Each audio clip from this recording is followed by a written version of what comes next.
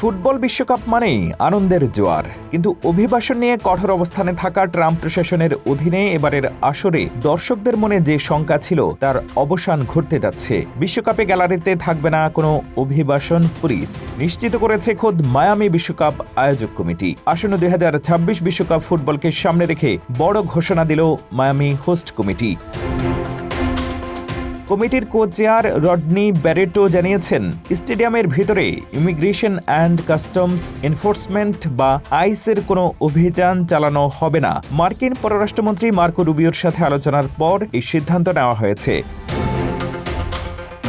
Rodney Barreto জোর দিয়ে বলেন, এটি একটি ফুটবল মহোৎসব, কোনো ধরপাকড়ের জায়গা নয়। প্রেসিডেন্ট ট্রাম্পের দ্বিতীয় মেয়াদে অভিবাসীদের বিরুদ্ধে কড়াকড়ি বাড়লেও বিশ্বকাপের মতো মেগা ইভেন্টকে এর বাইরে রাখার সিদ্ধান্ত নেওয়া হয়েছে।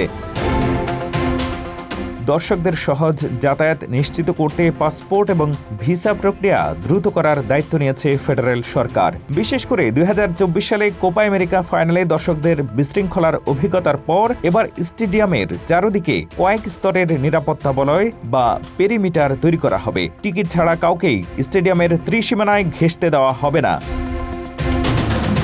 রডনি ব্যারেটো আরও জানান, যুক্তরাষ্ট্র এমন একজন প্রেসিডেন্ট পেয়েছে যিনি খেলাধুলা পছন্দ করেন এবং শহরগুলোর নিরাপত্তা নিশ্চিতে প্রয়োজনীয় অর্থ বরাদ্দ দিয়েছেন। ফলে অভিবাসীদের মনে শঙ্কা থাকলেও বিশ্বকাপের গ্যালারি তাদের জন্য নিরাপদ থাকবে বলেই আশা করা হচ্ছে।